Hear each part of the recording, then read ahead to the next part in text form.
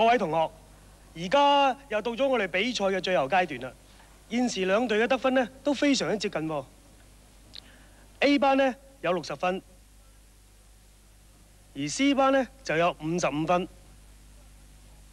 以後嘅問題都係關於角同埋平行線，請兩隊準備。一個細過90度嘅角，我哋叫佢做咩角呢？ C 班鋭角。答案係啱嘅。跟住嘅問題係問一個大過90度而又細過180度嘅角，我哋叫做咩角呢？ A 班鈍角。答對。一個大過180度而又細過360度嘅角，我哋叫做咩角？ A 班叫做反角。答對。請問咩叫做平角？ C 班即係180度角。答對。請大家留意熒光幕。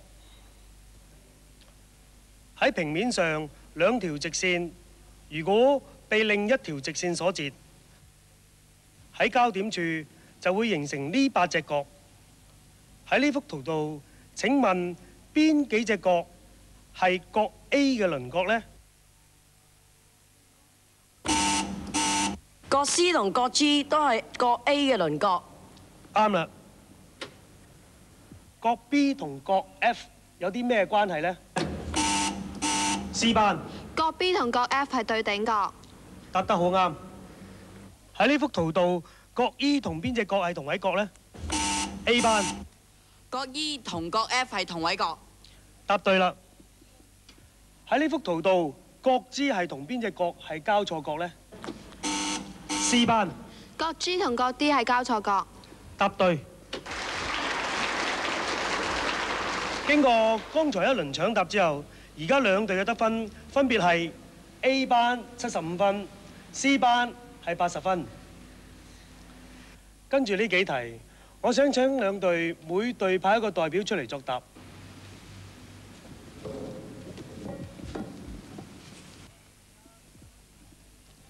而家請兩位同學留心睇下呢幅圖。喺呢幅圖度，直線 A、B 同 CD 係平行嘅。大家都知道角 A 等於角 E。A 班同學，請問角 A 仲同邊隻角相等呢？角 F。點解啊？因為兩條平行線同接線所形成嘅交錯角係相等嘅。答得非常之好，可以得10分。C 班同學，請問你仲可唔可以揾到另一隻同角 A 相等嘅角呢？可以。角 B 係同角 A 相等嘅。點解啊？因為兩條平行線同一條接線所形成嘅同位角，亦都係相等嘅。答得亦非常之好，亦都可以得到10分。兩位同學可以返埋位啦。好啦，而家請兩隊同學留心睇住熒光幕啦。圖中 A、B 同 CD 係兩條平行線，呢個角係50度。請問角 C 係幾多度呢？ C 班角 C 係130度。答案係啱嘅。跟住呢條問題係問點解角 C 係130度呢？ A 班因為兩條平行線同接線所形成嘅同質內角加埋係等於180度嘅，所以角 C 係130度。啱啦。而家到最後一條問題，答啱呢條問題呢係有10分。請大家留意熒光幕。圖中角 A、B、C 係50度，角 B、C、D 係80度，角 C、D、E 係30度。請問 A、B 同 E、D 係唔係平衡？請說明原因。C 班 A、B 同 E、D 平衡。如果通過 C 點，我哋作直線 CP 平行 ED， 將呢隻角分割成兩隻角。因為 CP 平行 ED， 所以呢兩隻交錯角相等。故此呢隻角係30度，呢隻角係80度減30度，等於50度。依家呢兩隻交錯角亦係相等，所以 AB 同 CP 呢兩條直線亦都平衡，故此 AB 亦都平衡 ED。答得非常之好。好啦，而家等我哋睇下兩隊嘅得分先。A 班嘅總分係90分，而 C 班嘅總分呢係105分。換句話講，C 班就係我哋今次中一數學比賽嘅冠軍。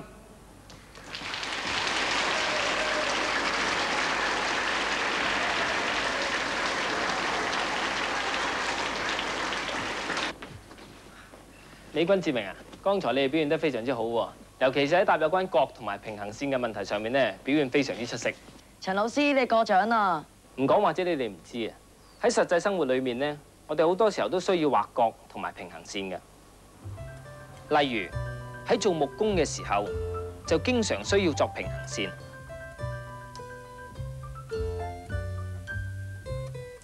利用呢種畫線規，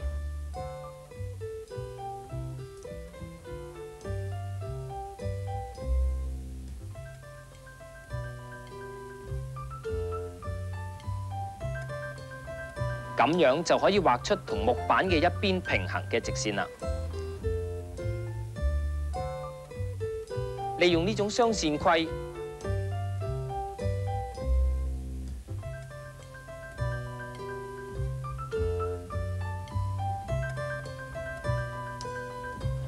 咁就可以畫出兩條平行線。做金工嘅時候，好多時亦都需要畫平行線嘅。利用呢種單腳卡鉗，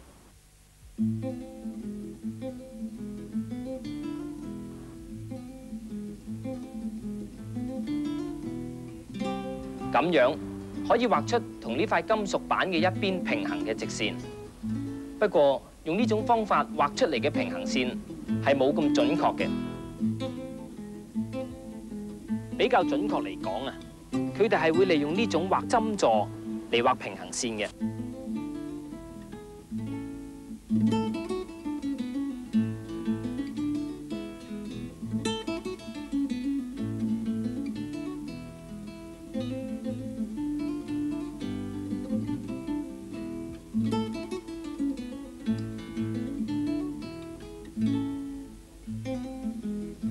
再準確啲咧，佢哋係會利用呢種游標高度尺嚟畫平行線嘅。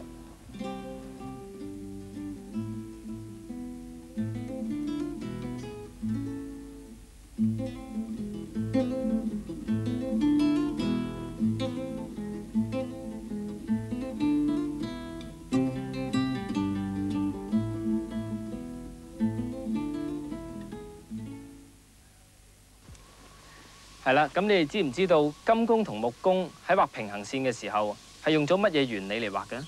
我知，陳老師啊，佢哋係咪利用兩條直線距離不變，直線就平衡呢個原理呢？冇錯啦，除咗利用兩條直線距離不變，直線就平衡呢個原理畫平行線之外呢，喺畫圖嘅時候啊，我哋可以利用直尺同埋三角尺咁樣嚟到畫平行線嘅。咁你哋知唔知道原理喺邊呢？我知嘅，陳老師。你講嚟聽下。好啊，用三角尺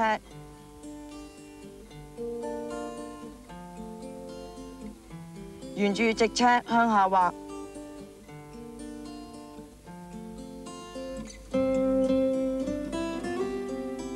咁樣畫出嚟嘅直線同直尺所形成嘅同位角係相等嘅。所以畫出嚟嘅直線係平衡嘅。冇錯啦。利用頭先所講嘅原理嚟畫平行線啊，喺工業繪圖時時都會用到嘅。例如繪圖嘅時候，用 T 尺沿住繪圖嘅側邊畫下，咁樣就可以畫出咁嘅平行線。沿住繪圖板嘅頂邊畫行，咁樣就可以畫出咁嘅平行線。用呢把可以調校角度嘅活動尺嚟畫所需嘅平行線，就更加方便啦。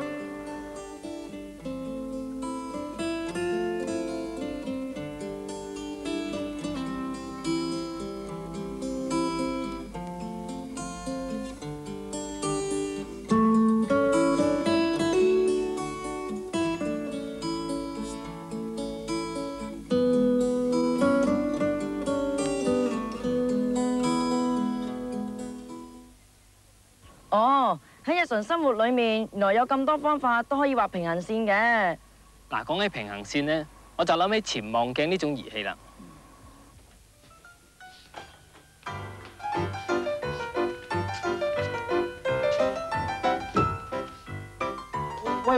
喂，肥佬啊！原來呢度天眼望出去咧，望到好遠，外面風景就好靚添㗎。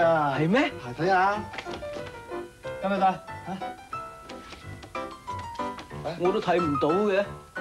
不如咁啊，你可唔可以抱起我，等我睇下出面風景有幾靚啊？梗係唔得啦！你咁重，我點抱得你起啊？你諗個第二個方法啦。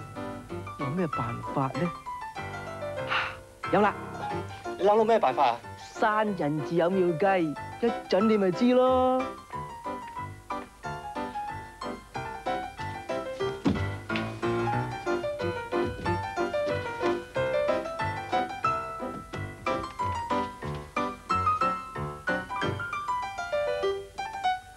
啲風景係幾靚喎！喂，肥佬啊，呢個咩嚟㗎嚇？失禮，呢個就係我自製嘅潛望鏡啦。借俾我睇下。咦，真係睇到嘅喎！喂，肥佬啊，呢個潛望鏡點做㗎？嚟啦，等我拆開嚟俾你睇下啦。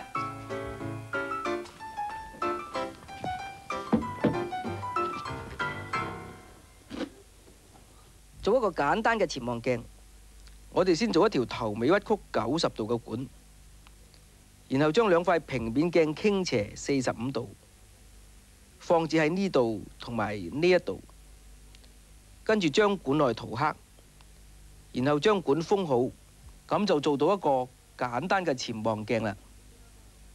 喂，咁點解嗰兩塊鏡有45度斜放咧？你唔明啊？等我話俾你知啊！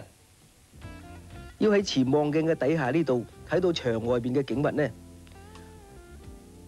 就要將射入嚟呢度嘅光線反射，轉向90度射向下邊，再轉向90度射出嚟。入射光線同鏡面呢條垂線所形成嘅呢隻角就叫做入射角，反射光線同鏡面呢條垂線所形成嘅呢隻角呢，就叫做反射角。因為呢隻角係90度，同時由於入射角係一定相等於反射角嘅，所以入射角同反射角呢分別係90度嘅一半。故此呢，入射角同反射角分別係45度。因為呢條係鏡面嘅垂線，所以呢隻角係90度。由於呢隻反射角係45度，所以鏡面同第一次反射嘅光線呢係相交成45度啦。同樣，因為射向下邊嘅光線轉向90度射出，同時亦由於入射角等於反射角，所以下面鏡面呢條垂線分出嘅入射角同反射角呢，亦都分別係45度。亦由於呢條係鏡面嘅垂線，故此呢隻角係90度。由於呢隻入射角係45度，所以鏡面同呢條光線相交成45度。喺呢度，我哋可以睇到呢兩隻交錯角係相等嘅，所以呢兩塊平面鏡係平行放置。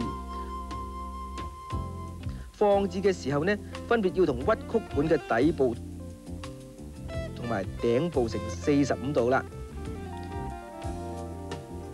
原來潛望鏡嘅原理係咁嘅。係啊，你哋知唔知啊？潛艇就係利用潛望鏡嚟觀察水面嘅情況㗎啦。雙層巴士都有安裝潛望鏡喺車內嘅，車長利用佢可以知道上層乘客嘅情況，原來雙層巴士都安咗有潛望鏡㗎，唔講我真係唔知啊。所以咪以為喺巴士上層塗污車廂，車長係睇唔到啊。我哋冇咁曳嘅。冇就最好啦。嗱，航海人士作平行線啊，你哋估下佢哋係點樣做啊？唔知啊，佢哋點樣作平行線㗎？佢哋係用平衡尺嚟作平行線嘅。我哋航海嘅時候，經常都要喺海圖上面畫平行線。呢種就係我哋用嚟畫平行線嘅平衡尺啦。佢係利用平行四邊形對邊平衡嘅性質嚟畫平行線嘅。嗱，假設而家要喺海圖上面揾出由長洲東灣對開呢點 A 至到南丫島發電廠碼頭對開呢點 B 嘅航向。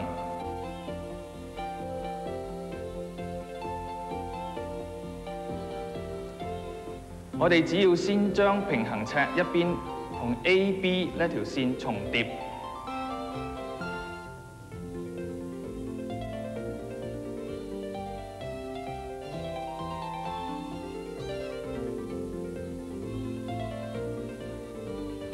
然後將尺咁樣移向呢個羅盤度數圈 （compass rose）。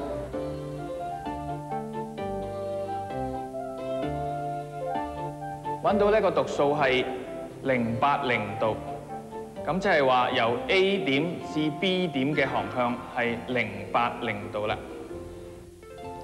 又例如而家有隻船響赤柱對開嘅 C 點呢度，航向係駛緊300度。如果我哋想喺海圖上面畫返一條航線出嚟，就只要先喺羅盤度數圈揾出300度呢個方向，將尺咁樣移過嚟到 C 點為止，咁就畫到呢條航線係300度嘅航線。哈！原來平衡尺係咁樣用嘅，用嚟畫平行線又真係幾方便噃。陳老師啊，你唔講我哋真係唔知，原來喺日常生活裏面有咁多方法去畫平行線嘅。咁你哋而家知道啦？知道啦。